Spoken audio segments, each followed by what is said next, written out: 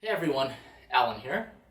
So I realized I haven't posted any tutorials over the past 3 years. Over the past year, I got more onto YouTube again by posting music videos and thought it would be a great idea to post tutorials again. So for this third tutorial, I want to talk to you about tuning, playing in tune, and how humidity impacts both of these. I also want to point out this is not going to be a tutorial focusing on playing in tune. That will be the subject of a future tutorial, so stay tuned.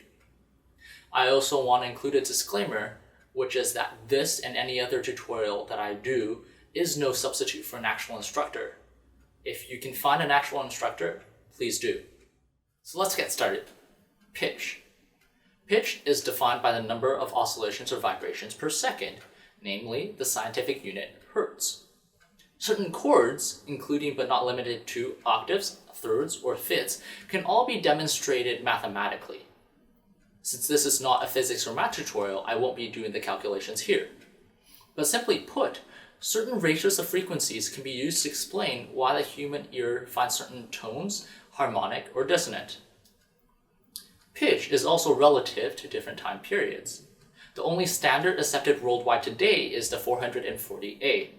If you turn on a tuner, chances are you will find that it has already been calibrated to 440.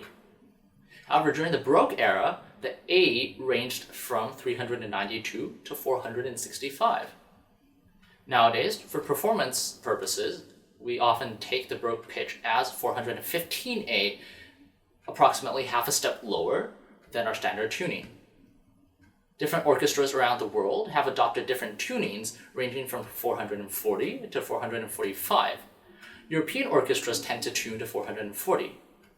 In terms of the violin, 442 produces a brighter sound, useful for projecting volume-wise. Tuning. There are two methods that you can use to tune the violin. First, the fine tuners. Fine tuners are easier to use and can often be found on the E string. They may not be present on the G, D, or A string of instruments used by more advanced players. To tune using the fine tuners, turn clockwise to increase the pitch or turn counterclockwise to decrease the pitch, like the following.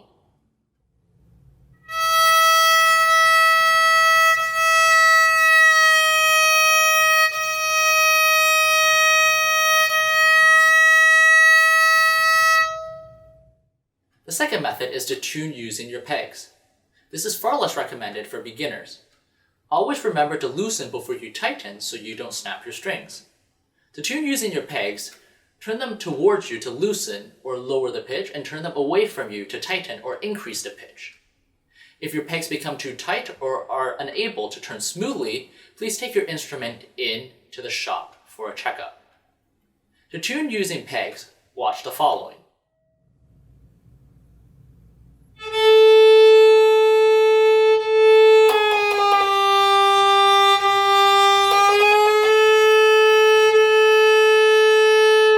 To tune, you must also have a standard pitch. You can obtain this either by ear or by an electric tuner. To tune by ear, you must either have a piano, a pitchfork, or the oboe in an orchestra. Tune the strings, G, D, A, E, to perfect fifths of each other. This will take some practice. Watch the following.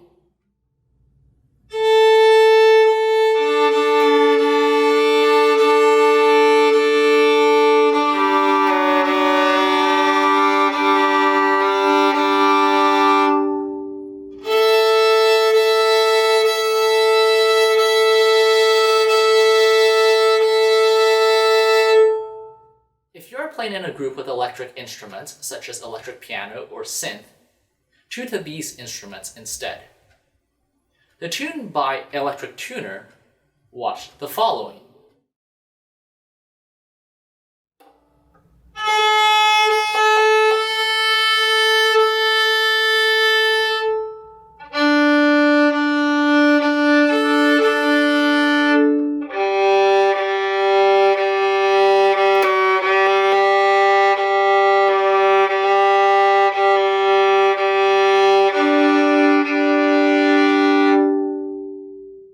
So why play in tune?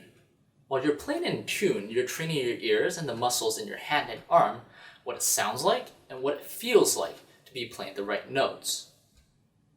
After all, playing the violin is a combination of your ears and muscle memory. This will be quite beneficial down the road.